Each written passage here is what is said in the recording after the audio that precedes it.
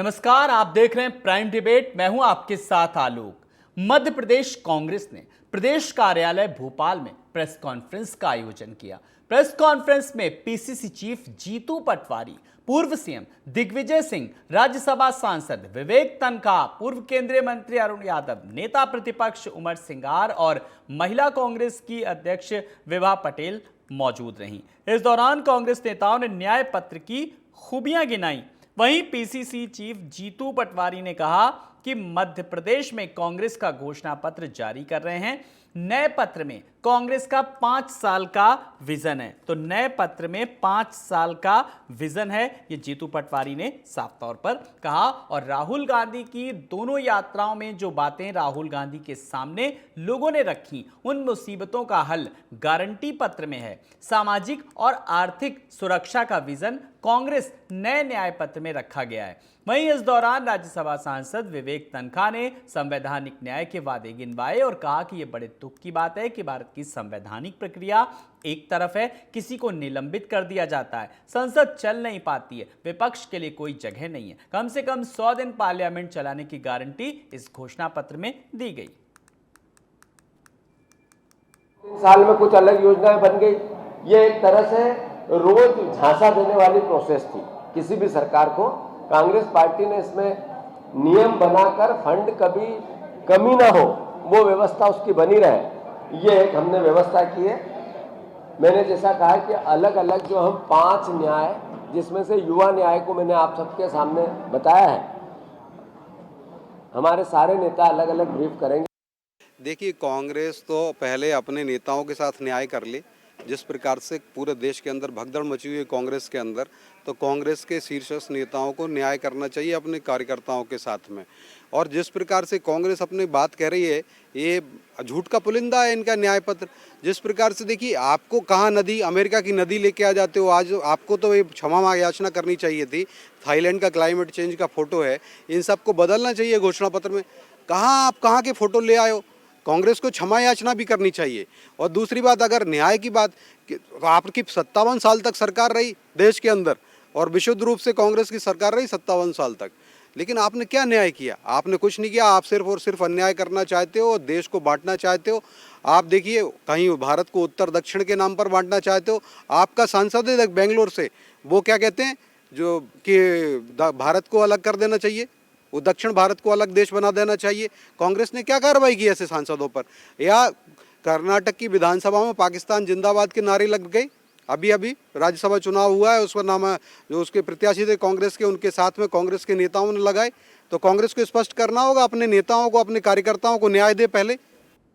तो कांग्रेस अपनी कहीं ना कहीं जमीन तलाश रही है। मध्य प्रदेश में अगर बात करें तो 29 लोकसभा सीटों को लेकर के लगातार जद्दोजहद जारी है। और इसी क्रम में जिस तरीके से एक प्रेस कॉन्फ्रेंस का आयोजन किया गया, जिसमें न्याय पत्र की खूबियां गिनाई गईं। अब बीजेपी के पास इसका क्या तोड़ है, किस तरीके से जवाब देगी, आज आए हुए मेहमानों से जानेंगे और समझेंगे। सबसे पहले परिचय कराते हैं जो हमारे साथ मेहमान जुड़ गए हैं। योगेश गुप्ता जी हैं, बीजेपी के नेता। योगेश जी नमस्कार, बहुत बहुत आपका स्वागत है।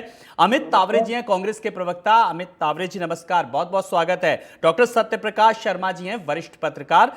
सत्यप्रकाश जी नमस्कार, आपका बहुत बहुत स्वागत है। सबसे पहले सवाल अमित तावरे जी से। अमित तावरे जी, जिस तरीके से आज प्रेस कॉन्फ्रेंस की, बड़े पैमाने पर जिस तरीके से निशाना साधा, लेकिन न्याय पत्र को लेकर के बात करें तो न्याय पत्र की खूबियां अब आप लोग गिना रहे हैं। क्या जनता तक पहुंचा दी सारी बात अपनी? देखिए, 2014 से जो देश में हालात बने हुए हैं और 2019 के बाद इसमें और जो बढ़ोतरी हुई है, जो मोदी जी सभी जगह कहते फिर रहे हैं कि ये मोदी की गारंटी है, तो जनता ये जानना चाहती है कि 14 में जो गारंटी दी थी आपने, 2 करोड़ सालाना रोजगार, 15-15 लाख रुपए और विदेशों में जमा काला धन, वो भी मोदी जी की गारंटी थी। बाद में जिसपे अमित शाह जी ने कह दिया कि वो तो एक जुमला था। तो जनता ये पूछना चाहती है कि मोदी जी ये भी आपकी गारंटी है, या बाद में अमित शाह जी कह देंगे कि ये भी एक जुमला मात्र था। दूसरी ओर कांग्रेस पार्टी चूंकि इस देश की सबसे पुरानी पार्टी है और संवैधानिक खतरा जो इस समय देश में उत्पन्न हो गया है, इनके सांसद ये कह रहे हैं कि संविधान में बदलाव लाना है तो 400 से ज्यादा सीटें लानी होंगी। तो ये तो अपने आप में स्पष्ट है। और वहीं इलेक्टोरल बॉन्ड जैसे आजाद भारत के सबसे बड़े घोटाले पे भी प्रधानमंत्री जी की जो खामोशी है वो कहीं ना कहीं इस ओर इंगित करती है कि भ्रष्टाचार के खिलाफ जो लड़ाई है वो किस तरीके से भारतीय जनता पार्टी भी उस भ्रष्टाचार में शामिल है। प्रधानमंत्री जी भोपाल आते हैं, कहते हैं कि ये एनसीपी जो है वो नेशनल करप्ट पार्टी है, अजीत पवार जो है इनको हम अंदर करेंगे, और वो दूसरे दिन भारतीय जनता पार्टी में शामिल हो जाते हैं और तीसरे दिन नरेंद्र मोदी जी को रिसीव करने आ जाते हैं और सारा भ्रष्टाचार उनका खत्म हो जाता है। चलिए, ये आप ही के नेता हैं जो आपके यहाँ पहले थे और अब बीजेपी में शामिल हो जाते हैं। आप लोगों ने भी क्या रोकने की कोशिश नहीं की? और सवाल ये भी खड़ा हो रहा है, आपने तमाम सारी चीजों का जिक्र किया। अमित तावरे जी, मैं आपके पास अगले राउंड में आऊंगा, कुछ सवालों का जवाब लूंगा, लेकिन योगेश गुप्ता जी मैं आपके पास आ रहा हूं। लगातार न्याय पत्र की खूबियां भी गिनाई जा रही हैं, संवैधानिक संस्थाओं को लेकर के सवाल उठाए जा रहे हैं, जुमलों को लेकर के सवाल उठाए जा रहे हैं। कैसे आप लोग इनकाउंटर करेंगे, इसका काउंटर कैसे करेंगे, कैसे जवाब देगी बीजेपी? देखिए आलोक जी, सीधी सी बात है, राहुल कांग्रेस की, राहुल गांधी ना स्वयं के साथ न्याय कर पा रहे हैं ना पार्टी के साथ न्याय कर पा रहे हैं। तो ये जो न्याय यात्रा निकाल रहे हैं, इसके पहले इन्होंने भारत जोड़ो यात्रा निकाली थी 2023 विधानसभा चुनावों के समय। क्या हश्र हुआ? जहां से इनकी न्याय भारत जोड़ो यात्रा निकली वहां से कांग्रेस पूरी तरह से धाराशायी।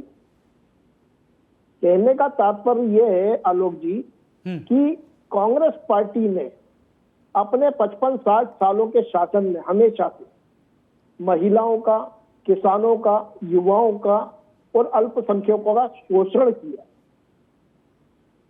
जिन सहारा, बेगा और भारिया जाति की, जनजाति की महिलाओं को पोषण आहार के रूप में 1000 रुपए मिलते थे, उसको बंद करने का पाप माननीय कमलनाथ जी की सरकार ने किया था 18 माह के कार्यकाल।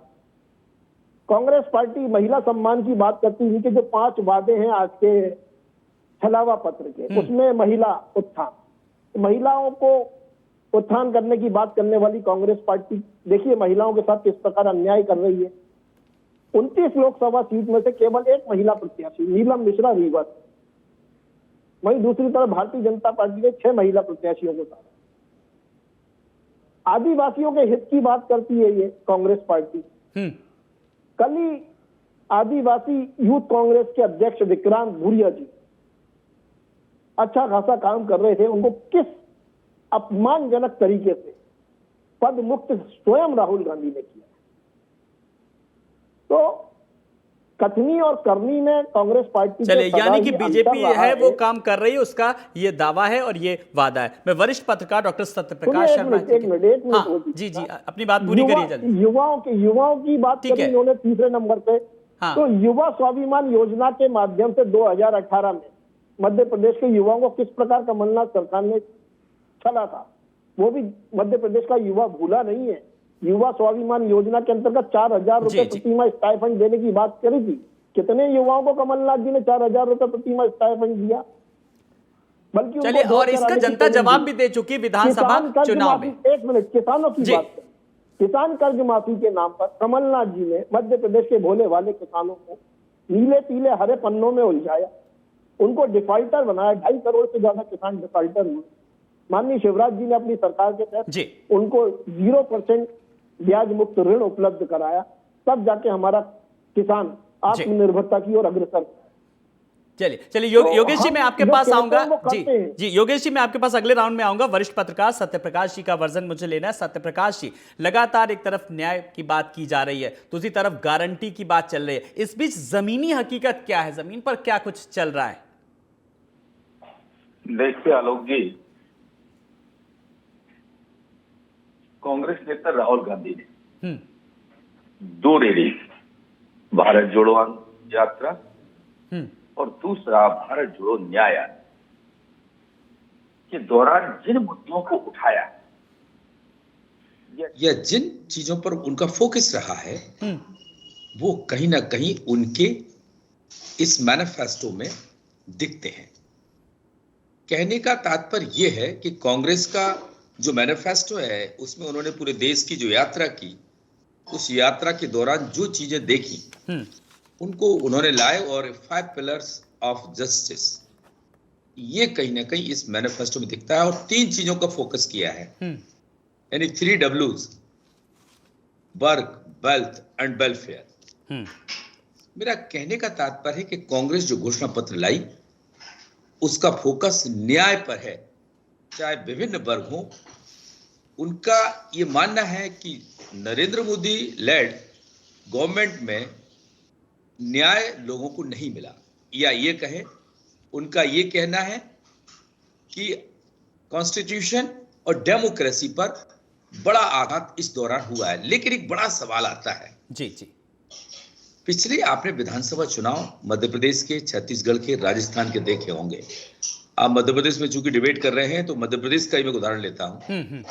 मध्य प्रदेश में कांग्रेस का जो मैनिफेस्टो था वो वाकई बहुत शानदार था।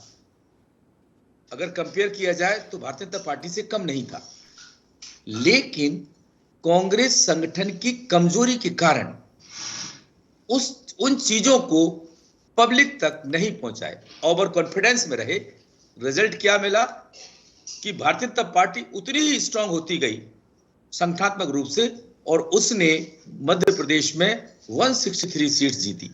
जो ये मान के चल रही थी कांग्रेस कि शायद एंटी इनकम्बेंसी है तो हम जबरदस्त लीड लेके 2018 से भी ज्यादा सीट्स लेके आएंगे। अब सवाल ये आता है कि प्रेस कॉन्फ्रेंस के माध्यम से विवेक तनखा हो, जीतू पटवारी हो या दूसरे लीडर्स हो, दिग्विजय सिंह हो, ये अगर प्रेस कॉन्फ्रेंस करके मैनिफेस्टो की बात को पब्लिक डोमेन तक लाना चाहते हैं, स्टेप बहुत अच्छा है, लेकिन ये पब्लिक को कन्विंस कर पाएंगे कि ये चीजें नरेंद्र मोदी के समय में गलत हैं जी, और हम इन चीजों को रिमूव करेंगे और ऐसी सरकार देंगे। कब?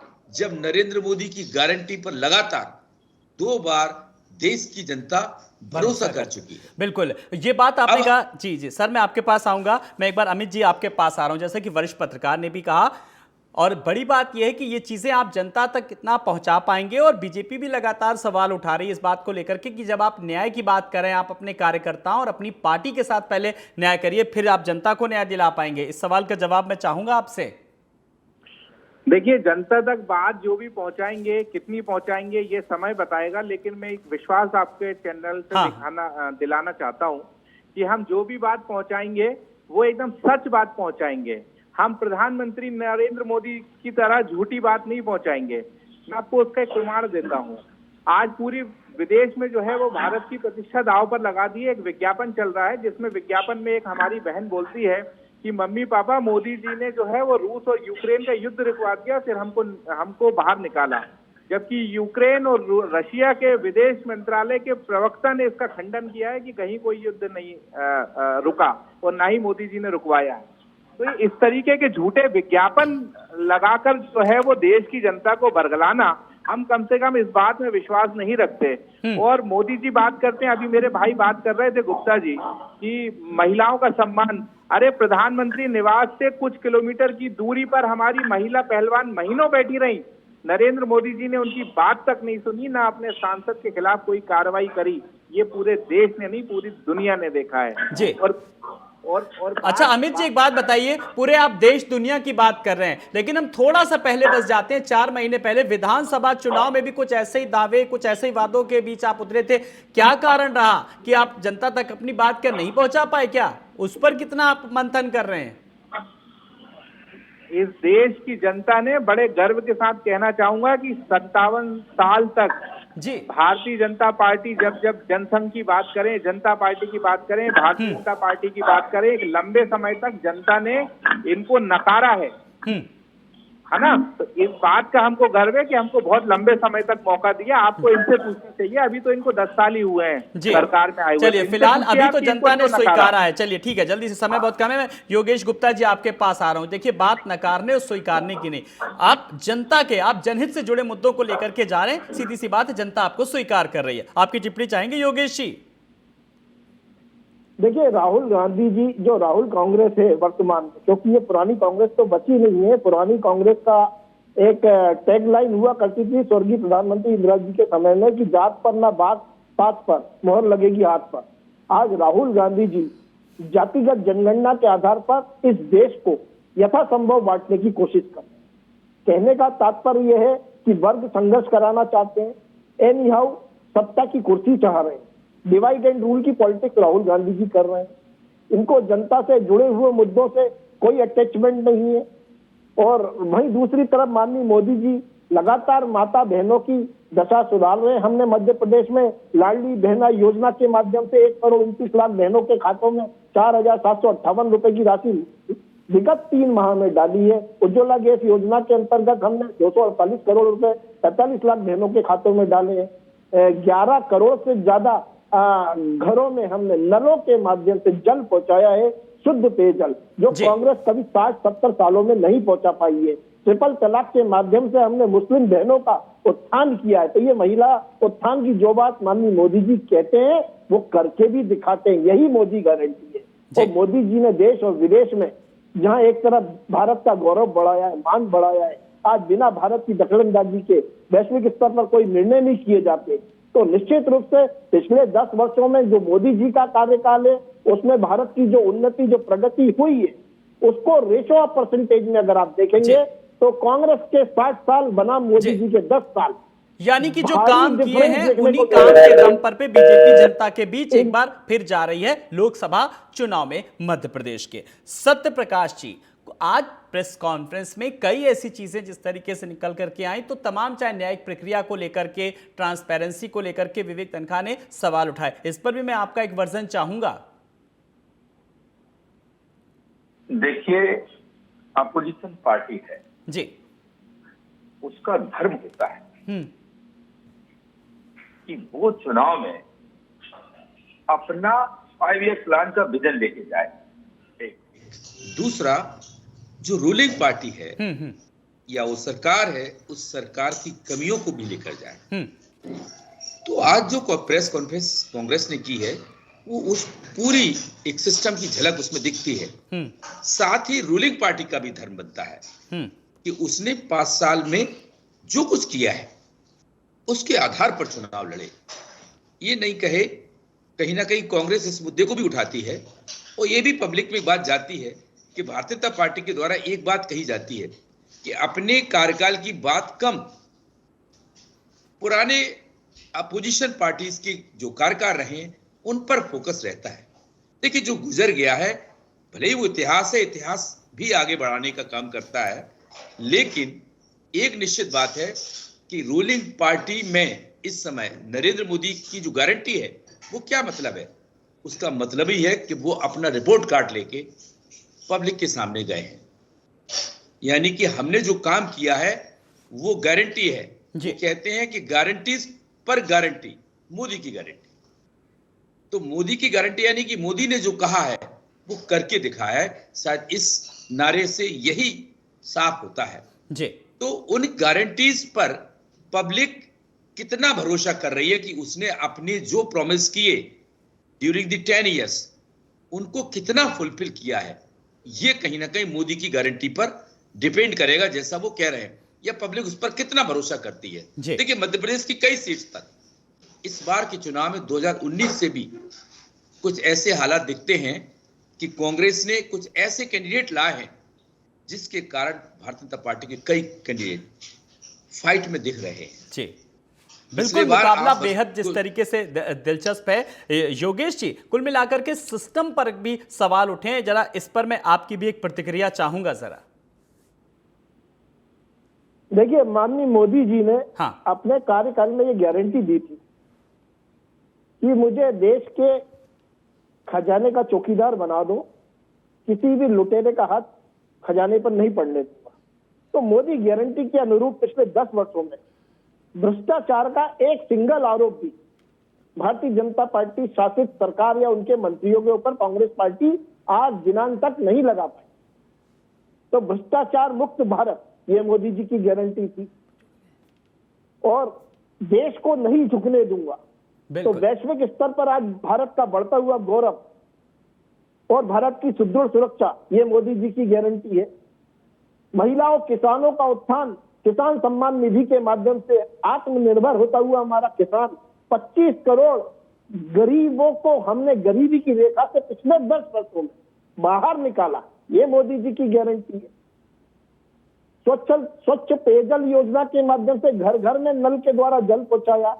आयुष्मान योजना के माध्यम से लगभग 50 करोड़ से ज्यादा हितग्राही आज पूरे भारत में लाभान्वित हुए, ये मोदी जी की गारंटी है। ये पिछले 6-7 दशकों में जो कांग्रेस पार्टी लगातार पंचवर्षीय योजना के माध्यम से भ्रष्टाचार करती हुई आई, इन्हीं के पूर्व प्रधानमंत्री कहा करते थे कि 1 रुपए केंद्र से चलता है तो 15 पैसे हितग्राही तक पहुंचता है।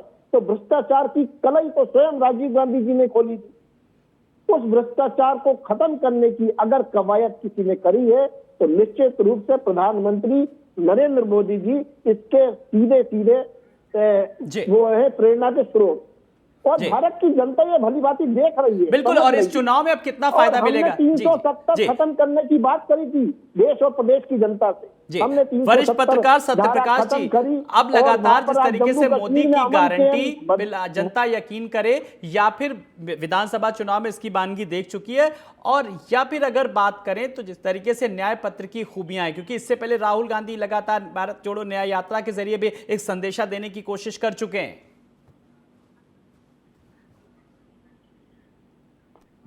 तो लगातार जिस तरीके से योगेश जी अपनी बात रख रहे थे, योगेश जी अब लगातार जिस तरीके से मोदी की गारंटी खूब चली और अब लोकसभा चुनाव में भी कुछ यही चलने वाला है।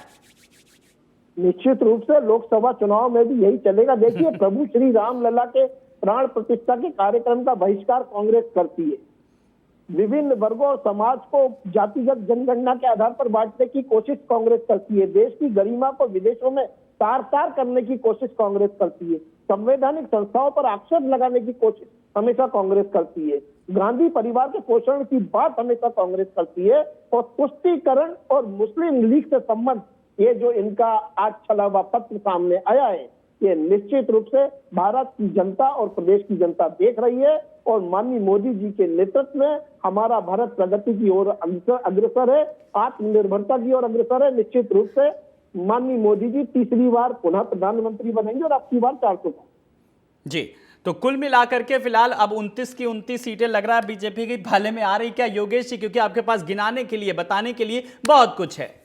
नहीं कह सकते हैं आप, क्योंकि 2014 में हमने 27 लोकसभा सीटें जीती, 19 में 28 जीती और अब की बार 29 जीती। जी चलिए, बहुत बहुत शुक्रिया हमसे बात करने के लिए। तो योगेश जी आपका बहुत बहुत शुक्रिया, अमित तावरे जी आपका भी बहुत बहुत शुक्रिया, और डॉक्टर सत्य प्रकाश जी आपका भी बहुत बहुत शुक्रिया। तो कांग्रेस का घोषणा पत्र जो जारी हुआ उसमें न्याय पत्र की खूबियां गिनाई गई, लेकिन घोषणा पत्र क्या करेगा कमाल, 29 की 29 सीटें जीतने का दोनों ही दल अपने अपने दावे कर रहे हैं। देखना होगा जमीनी स्तर पर क्या कुछ है, और आने वाले समय में जब नतीजे आएंगे तब किसके पक्ष में आएंगे, देखना बेहद दिलचस्प होगा। नमस्कार।